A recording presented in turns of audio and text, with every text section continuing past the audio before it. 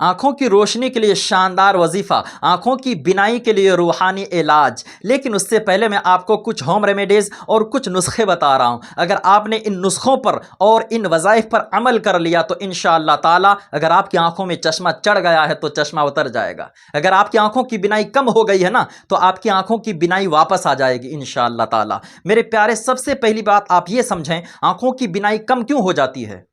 आंखों की रोशनी कम होने की वजह क्या है? क्योंकि हमारी बॉडी में विटामिन ए और विटामिन सी की मात्रा कम हो जाती है। इस वजह से आंखों की रोशनी भी कम हो जाती है। तो उन फलों को खाएं जिन फलों में विटामिन ए और विटामिन सी है। जैसे अमरूद है, इसमें विटामिन सी है। जैसे नींबू है, हरी मिर्ची, हरी सब्जियां हैं, इसमें विटामिन सी पाई जाती है। विटामिन ए में जैसे आम, खरबूजा, इन चीज़ों को खाएं। अब मैं आपको इतने फ्रूट्स के नाम तो बता नहीं सकता, वीडियो बड़ी लंबी हो जाएगी। आप गूगल पे जाएं, सर्च करें कि विटामिन ए और विटामिन सी किस किस फ्रूट्स में है। आप सिर्फ दिन भर दूसरे की वीडियो देखने में और रील्स देखने में बिजी रहते हो, गंदी फिल्मों को सर्च करने में बिजी रहते हो। प्यारे, कुछ अपने लिए भी कर लिया करो, सेहत के लिए भी कुछ कर लिया करो। दूसरे के लिए ना कुछ कर पाओ, खुद के लिए तो करो। खुद का डॉक्टर खुद बनो प्यारे। अपने मन में डूब कर पाजा सुरागे जिंदगी, तू मेरा नहीं बनता ना बन, अपना तो बन।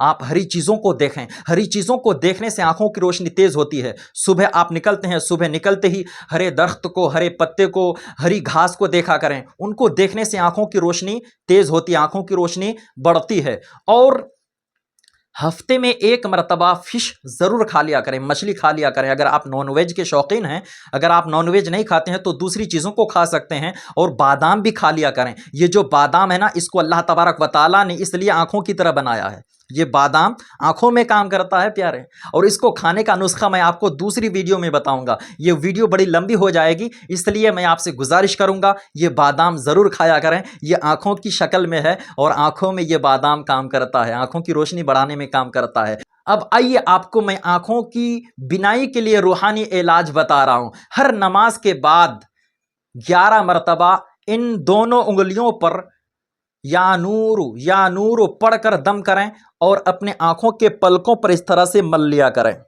इस तरह से मल लिया करें।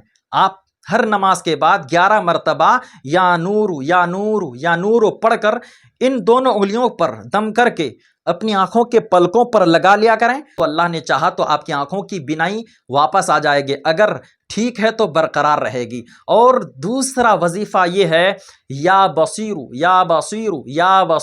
111 मरतबा इसको पढ़कर किसी पानी में दम कर लें। अगर जमजम का पानी हो तो बेहतर है, जमजम के पानी में पढ़कर दम करें और इन दोनों उंगलियों पर लगा लें और अपने आंखों के पलकों पर लगाएं। इंशाअल्लाह आपकी आंखों की बिनाई बरकरार रहेगी, अगर कम हो गई है तो वापस आ जाएगी। और तीसरा वजीफा, हर नमाज के बाद 3 मरतबा बिस्मिल्लाहिर्रहमानिर्रहीम पढ़कर इन दोनों उंगलियों में आप दम करें और अपनी आंखों के पलकों पर लगाएं। आपको इनमें से जो भी वज़ाइफ अच्छा लगे उस पर आप अमल कर सकते हैं। और सबसे शानदार वजीफ़ा यह है, कुरान पाक की तिलावत करें।